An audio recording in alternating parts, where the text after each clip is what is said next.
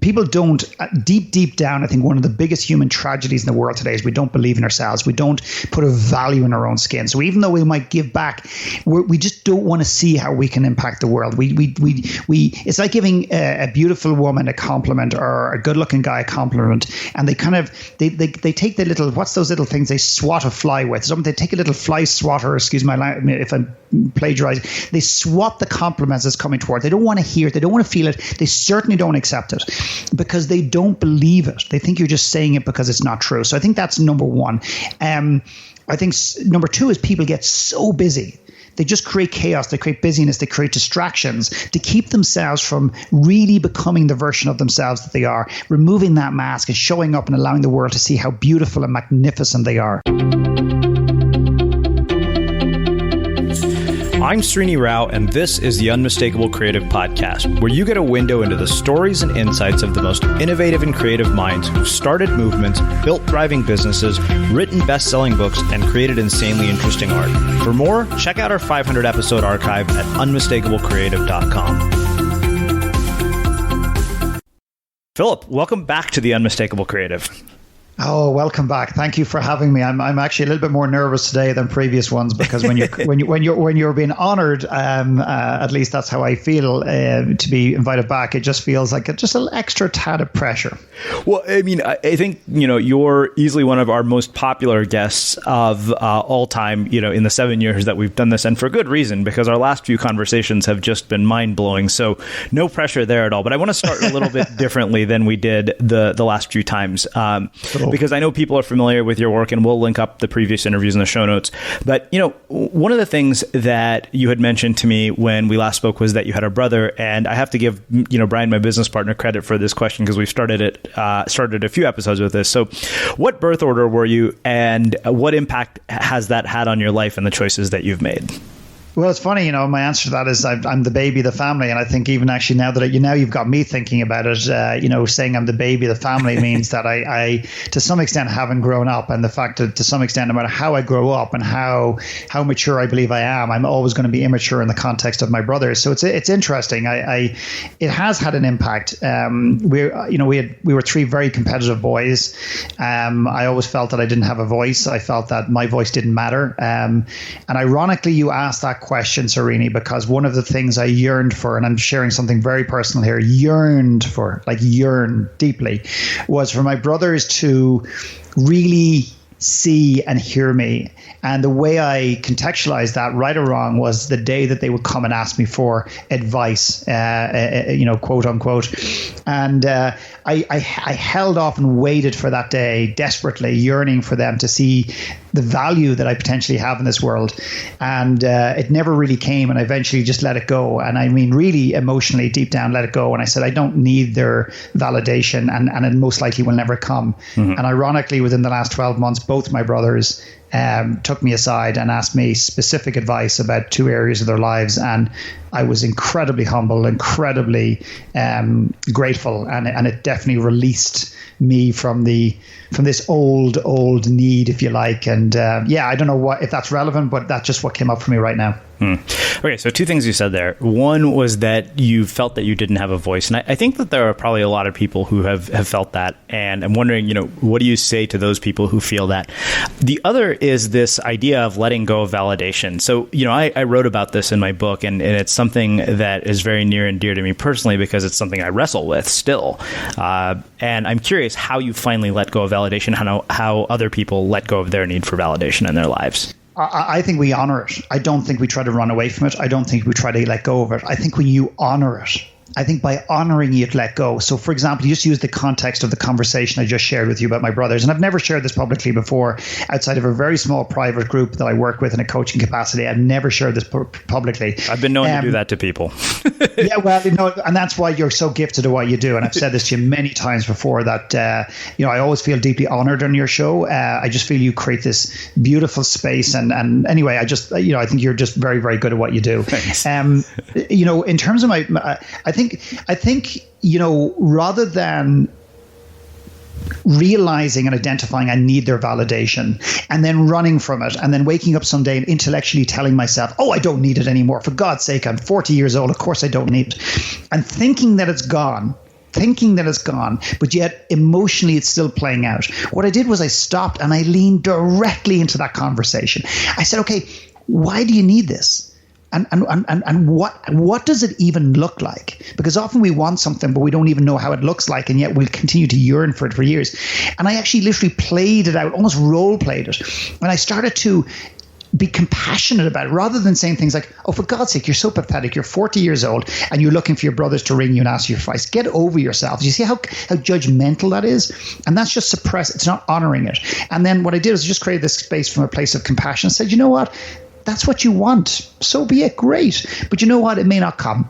And you know what? Maybe you just need to let it go. And of course, ironically, the very time you do that is the very time it comes back. So I think part of the letting go is honoring it as opposed to pretending it doesn't exist or not wanting it to exist. Honor the conversation. And I think it lets go of its grip on you. So this might be a bit personal, but what was the advice that they asked for and what was the advice that you gave them? Yeah, it is a bit, and I would share anything about my personal life. Sure, fair enough. But when it comes to like personal clients or people who have asked me advice, I am incredibly protective. All I will say is this: one was about business, my brother, and the other one was about in the context of a relationship. And I'm a very I would love to share the details, but I just think it would dishonor, and particularly the fact that it was their first time coming to me. If I use that information to enhance this interview or try to, while the intent is good, I think it might hurt and dishonor them, and therefore I'd rather not get into the details, if that makes any sense. Yeah, no, I completely appreciate that. So one other question from that was, people who feel that they don't have a voice, what do you say to them? Well, I mean, the obvious thing is that, well, of course you do, and but the reality is that many people have probably told them that, and they probably even told themselves that, but at some level they still feel deep down that they don't have a voice. So it's like positive affirmations. If I had 1 million people who lined up and we got one of your listeners who struggles with not finding their voice, which I'm absolutely sure there's many, and finding your voice is not speaking on a stage. Finding your voice is not doing a podcast necessarily. Finding your voice is not writing a book. Finding your voice is just trusting yourself to speak your truth at home, behind closed doors, as well as being on the street, and honoring yourself so you don't feel you're suppressing a part of who you are. Typically, we do that.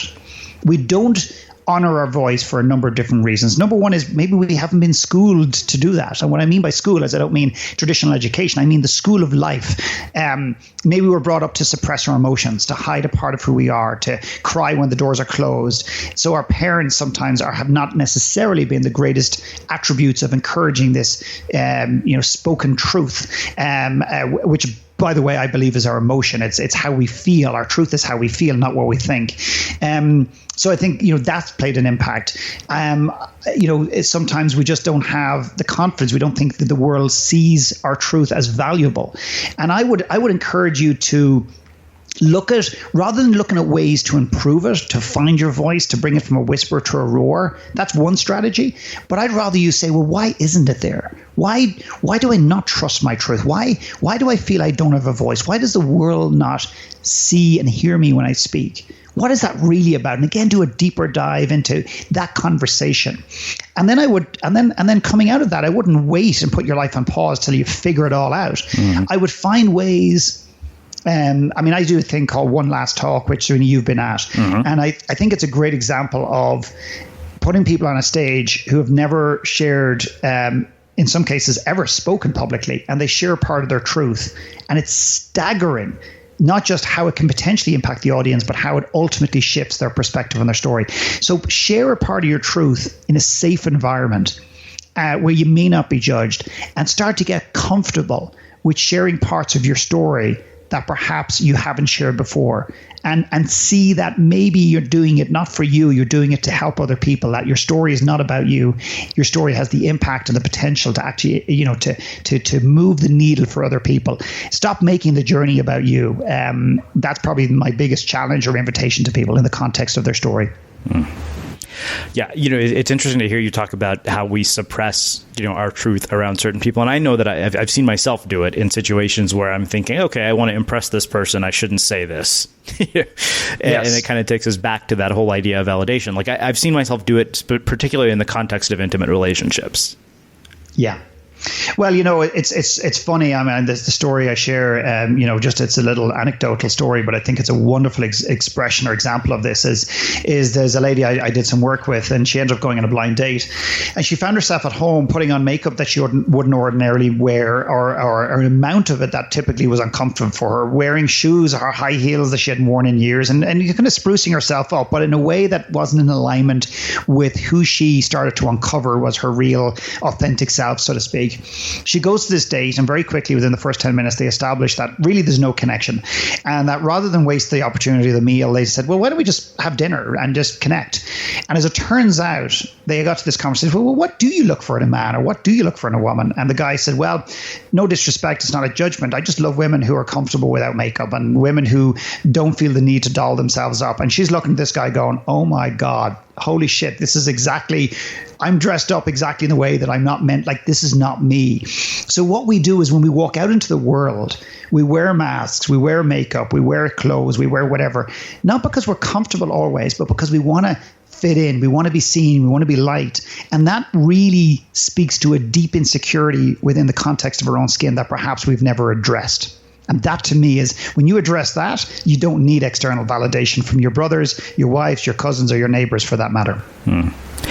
So, one of the things that's interesting to me is that I know you have kids, I know you're married, and I'm curious, given the work that you do and the fact that you spend so much time helping adults make change in their lives, how has that impacted the way you raise kids? And what would you say to parents who are listening?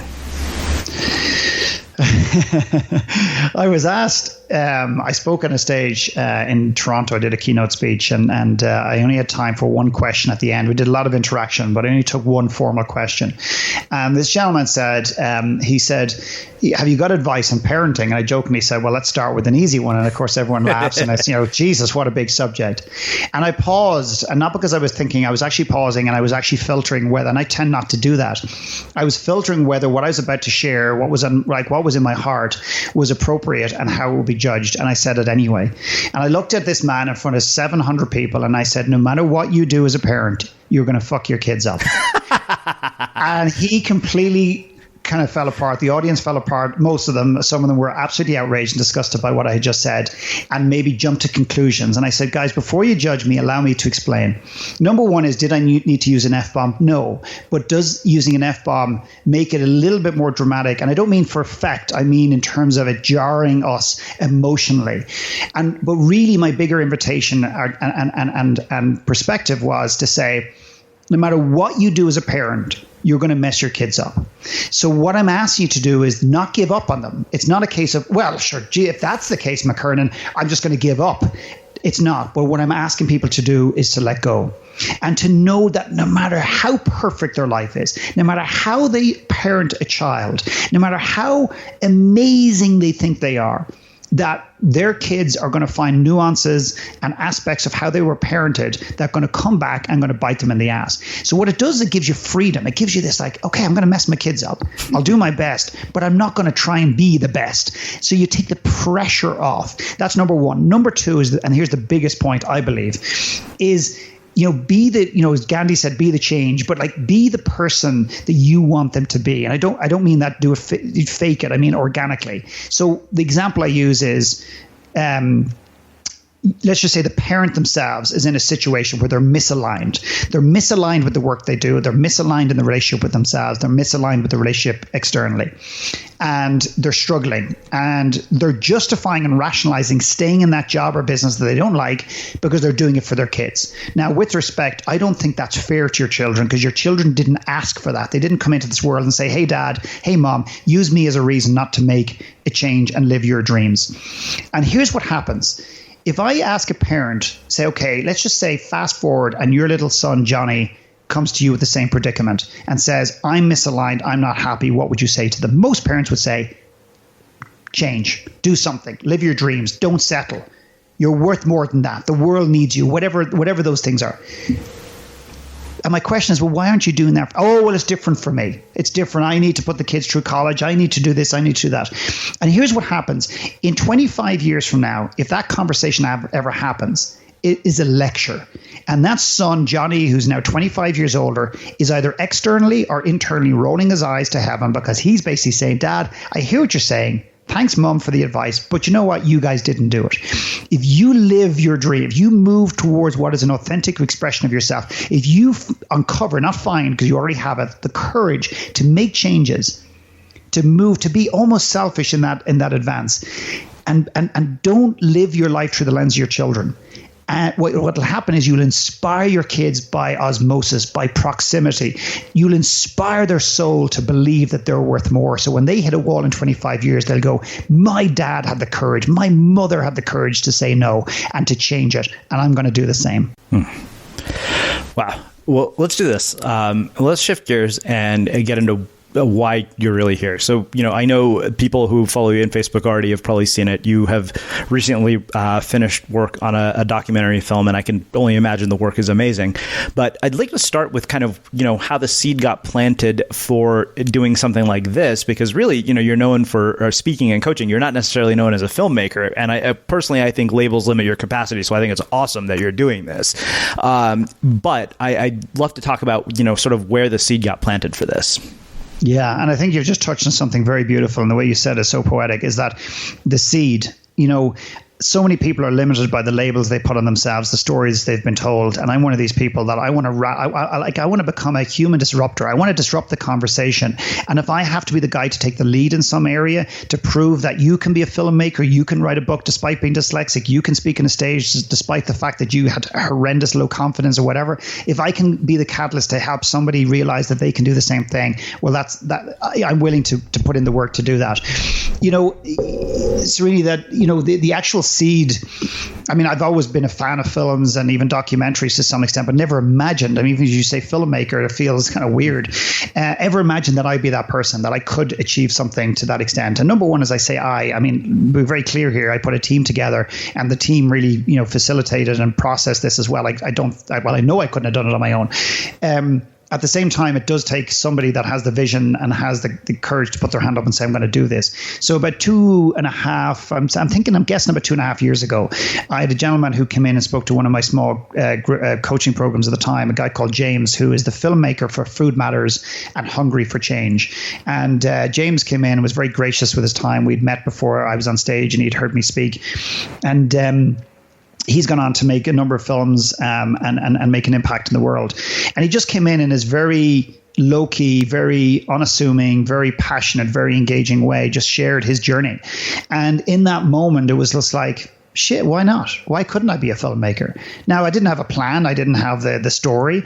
And then Give and Grow, which is very close to my heart, is this old message that we have just kind of reintroduced to the world to some extent, was floating around. And I said, well, what would it be like to bring a film crew to India a year and a bit ago? And that was the beginning of it. And it was 2.5 years ago, the idea was placed, or the seed was set. And then about 12 months ago, we pulled the trigger, and we will have turned around a full feature-length documentary within a space of 12 months when it's launched in the next 2 or 3 weeks. Wow. So before we hit record, you were telling me about a day in Sri Lanka at an orphanage that really kind of was one of those moments of inspiration for this. I'd love for you to tell us a bit about that in a bit more detail. Yeah, I think it's probably one of the most, there's not many, there's probably only 3 or 4 real pivotal moments in my life. And one was when I went to Sri Lanka a year after the tsunami had hit. And rather than, allow myself to sit in the 5-star hotel on Christmas Day, I said to my wife, I cannot, or actually it was Christmas Eve. I said, I feel really uncomfortable. On Christmas morning, I went for a walk on the beach. And I remember just these turtles. I don't know what the significance of the turtles were, quite frankly, but I remember this stirring in the water. I walk into the ocean, fully clothed, and these massive turtles were just under the surface, 3 of them, and they just 2 or 3 of them, they floated just around me. I came out of the water, looked my wife in the eyes, and I said, I have to leave this hotel. And we just drove, and we found ourselves in this remote area, walking into a little B&B and meeting a lady, because I wanted to give back. I had this yearning, screaming that I needed to give back, that there was something more important on this island than me having a holiday. And I met this lady who ironically was going to an orphanage on the day of the 1-year anniversary of the tsunami. And I went with her. And that was just so pivotal and huge for me, because what it did was, when I came back from that experience, the biggest thing was not just that I enjoy spending time with the kids, but something shifted inside me. And I said, really, I'd love to tell you, I got it at the time, but it was kind of just this feeling that I couldn't put my finger on, that something had shifted. And really what happened was my value shifted. I started to feel, not think, that actually maybe you're here for a bigger reason, Mckernan. That was number one. And number two is when I came back, everyone was hungover, everyone was dying of eating too much, dreading going back to work. And that would have been me and was me. And for the first time I looked and said, I don't have to do this. I don't have to go to work to a job that's not thrilling me. I don't have to drink too much alcohol and just be hungover. It gave me choices. And it's just like taking off a set of glasses and putting on a new set that just had a different lens. And that was pivotal in me beginning the idea of moving to Canada. And it was about 12 or 14 or 18 months later, we moved from Ireland, the place I love, and kind of started to reinvent or maybe find who I really was in this world and my place in this world and what I was here to do. So I've asked numerous people why people miss pivotal moments, but I am actually much more interested in something else with you. Why do you think most people don't, or so many people don't do anything in those pivotal moments? I think they don't create the space. So when I look at, well, let's just personalize it to this volunteering, if you like, or working in orphanages. There's many people that have worked in orphanage and whatever, and they haven't come back and they haven't made change. They've gone and worked at the homeless people. They've gone to soup kitchens, homeless shelters. They've gone to their neighbors. They've helped people. They haven't made a change.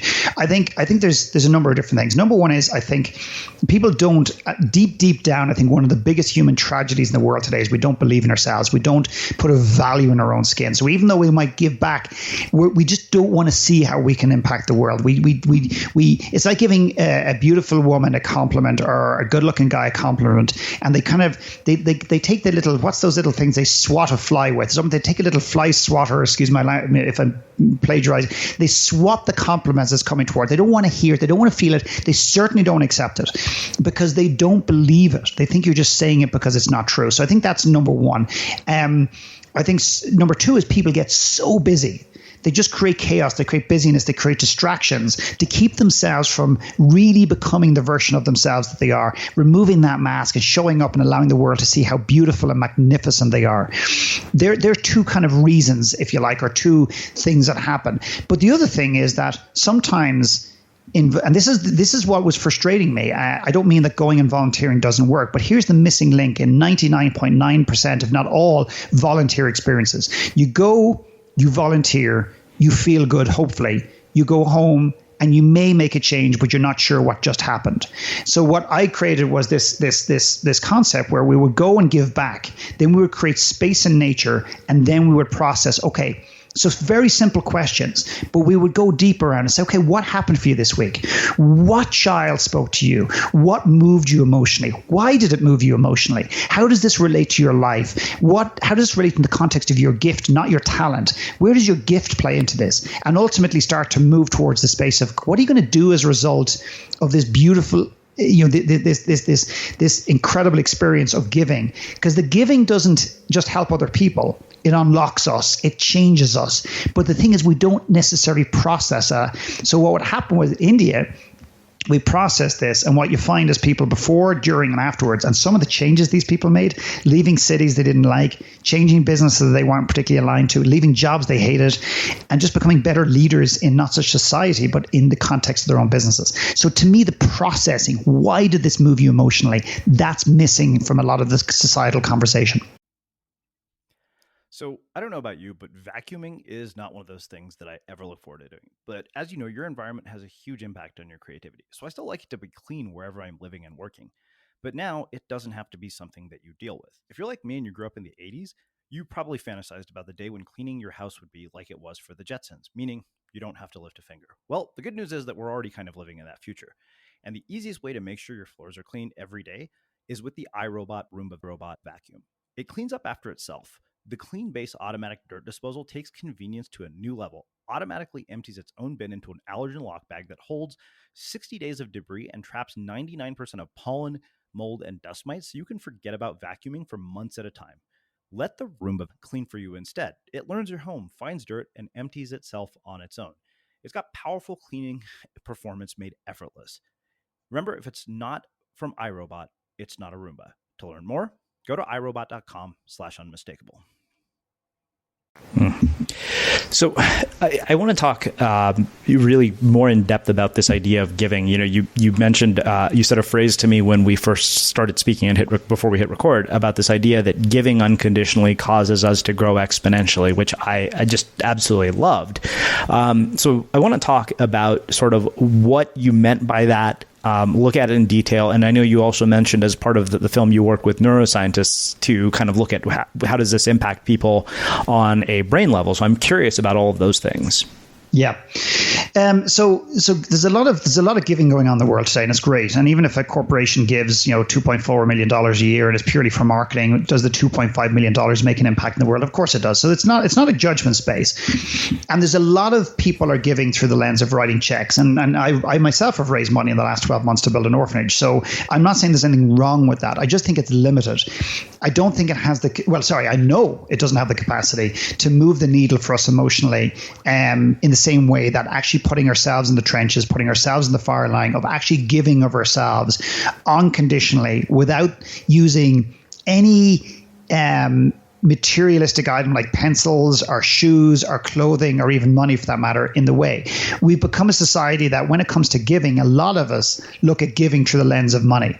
And what I'm suggesting is that what we do is we bring people away in these trips and said, you don't give money, you don't give gifts, you give yourself. And they're going, what does that mean? What does that look like? And of course, you can't really describe it and experience it until you're there. No language. So phrase books are not allowed. And I don't mean not allowed. You can bring a phrase book, but I encourage people not to. And to watch people just sit down with a young child, and the young child, all they want, and we've specialized in working with kids and orphans and street kids, all they want is they just want to be seen. They want to feel.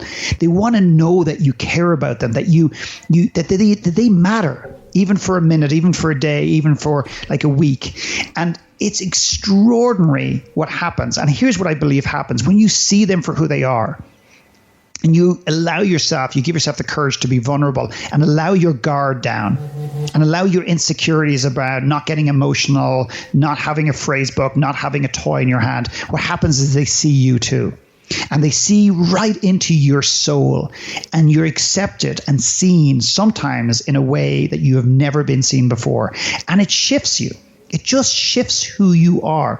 So when we give, a lot of the time we give, we do have some conditions. We expect something in return. We expect when we bring a pie to our neighbor that in some way they'll bring a pie back, or they'll bring a bottle of wine back, or they'll do the snow on our driveway, or they'll shut their dog up from barking. We sometimes give, and we have some sort of residual expectation of what we'll get in return. And if we can let go of that, give unconditionally of ourselves, the growth that's available for us is, I can't put words on it. All I know is what it's done for me and what it's done for clients that I serve.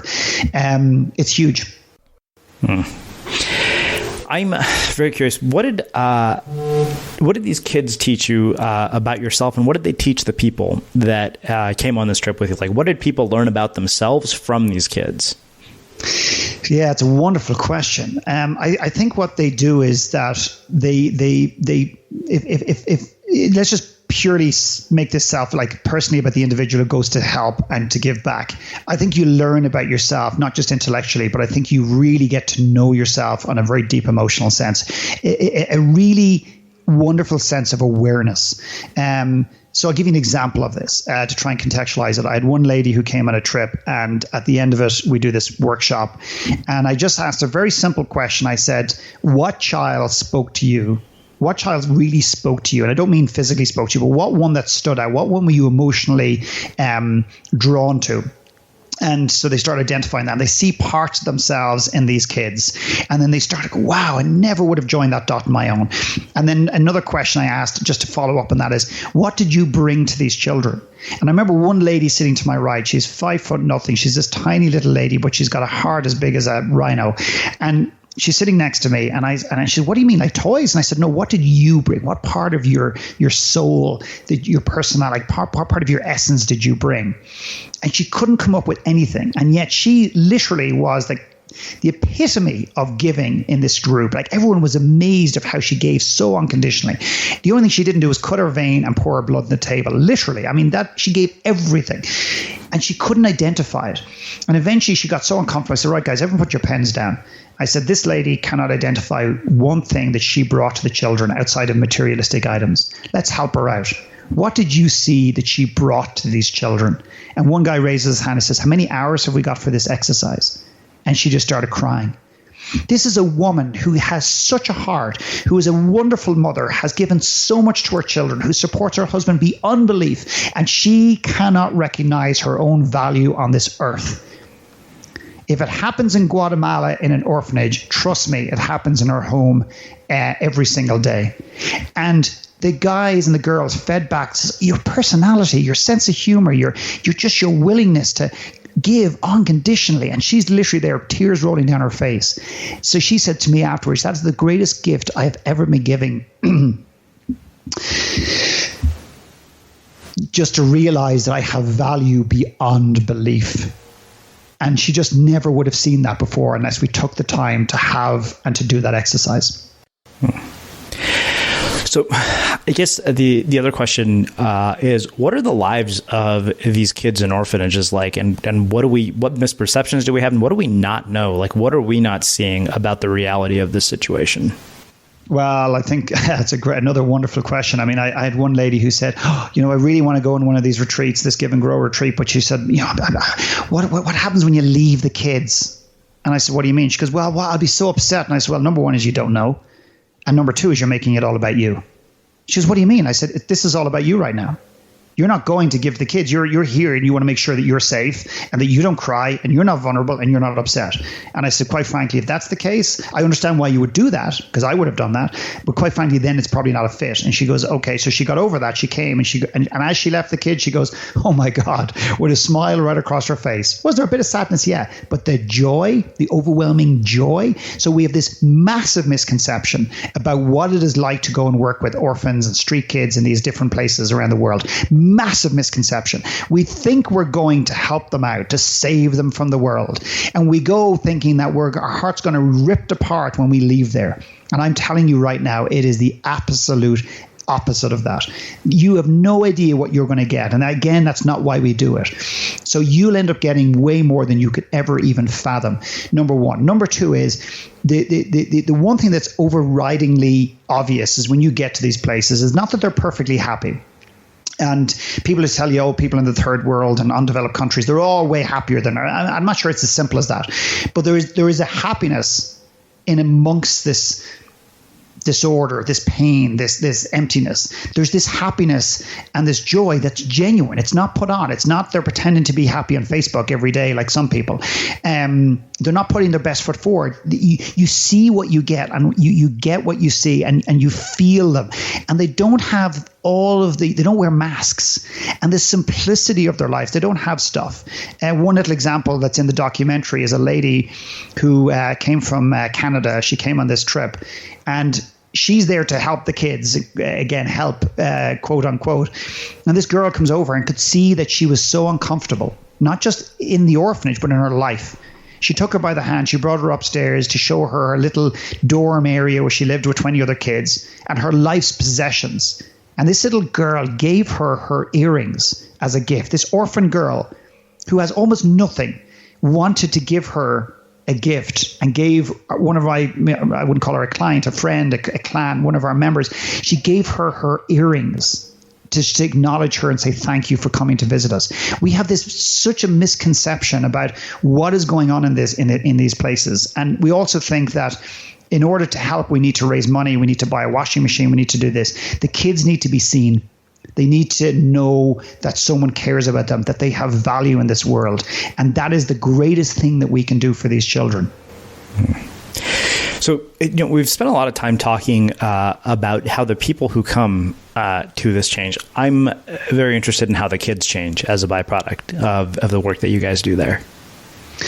Yeah, I mean, some of it I have to speculate a little bit and hope, sure. But I can tell you one thing. I can show you actual photographs of literally photographs of a child or children as we come to the orphanage, and how they're so standoffish and how they're so They want to be close, but they're guarded because they don't want to be let down. They don't want to be abandoned. They don't want to be this. They don't want to be that. And literally show you photographs of those kids a day later, 2 days later, 3 days later, literally buried into a conversation, buried into a hug, and literally buried in, and knowing that they're safe. And the consistent feedback we get from every single project we've ever went to is that our groups are different than any other group that has ever come through the door.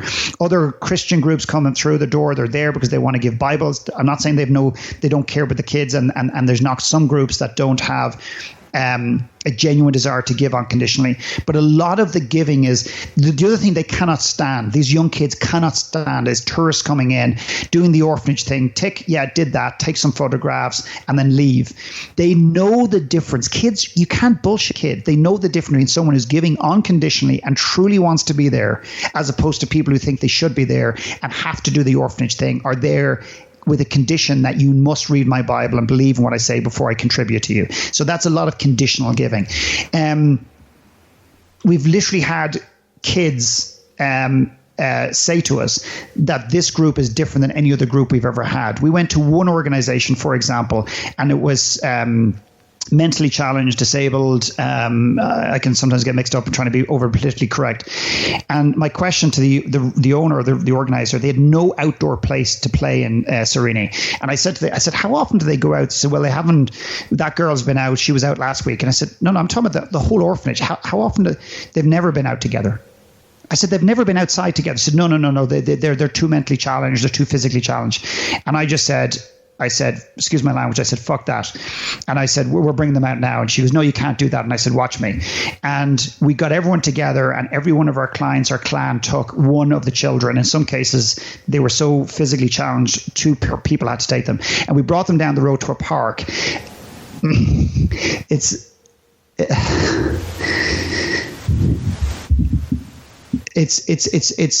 obviously it's very emotional, like rethinking and remembering this, but it was so beautiful. We literally had people beeping the horn, shouting out the windows at us, and I thought they were giving out to us for being in the middle of the road. They were saying thank you. These were the locals who knew these kids were left in this room, left in this building, and they'd never been taken outside ever before. And we had the locals thanking us for doing it.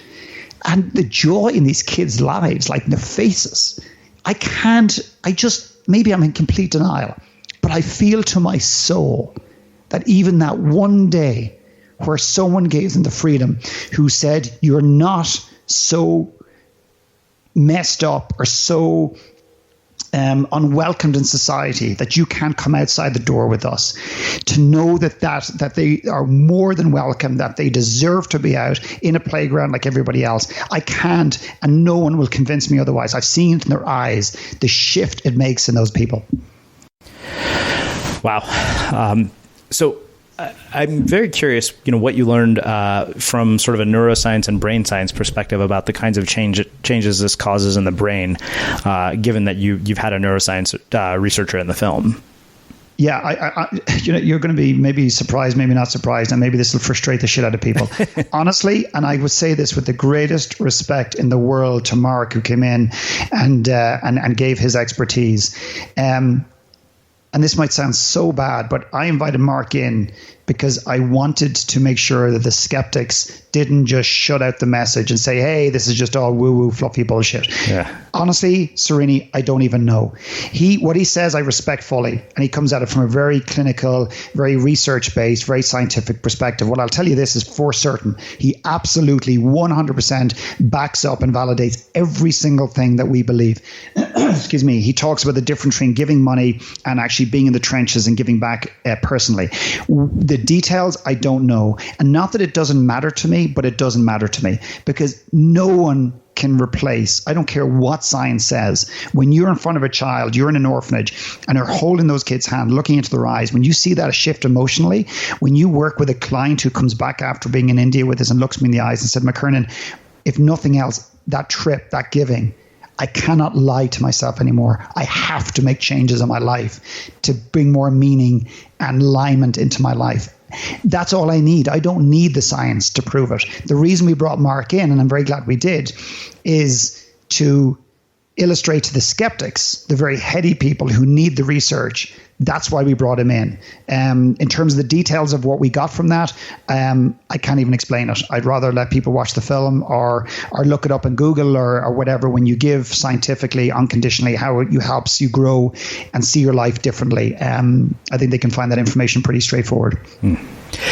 Okay, so we've talked quite a bit about a lot of the changes and sort of experiences that people had. I'm really now very curious about the creative process for putting something like a film together. Like, what is involved from a creative side of all of this? Like, because, it doesn't seem as simple as going in and shooting footage. And I know from what I'm told about documentaries, you shoot like hundreds of hours of footage for 2 minutes that make it into a film. Yeah. Yeah. So sorry, I'm just a bit rattled because I didn't expect to cry here. So you've achieved one thing today. I feel like I'm in the film Jerry Maguire, and I'm saying I will not cry, but yet I do. Excuse me. So for me, the advice that I got was categorically, you must figure out your distribution first and work from the distribution back into the distribution channel and work back in there for the film and the story and there for the team that you put around it. So it's basically coming up with the outcome and then working backwards.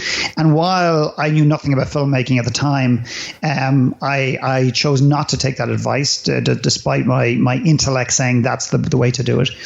Because I felt that if I did that, it would distort the message. It would distort the story, that I would create the film in a different way, the message in a different way, that it would sell and it would be more marketable and I wouldn't necessarily honor the same message. So I said, I'm not going to do that.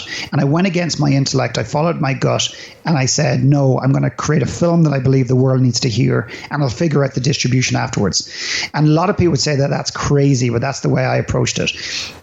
So the creative process is very much being with the story that I feel the world needs to hear, but not being over attached to it.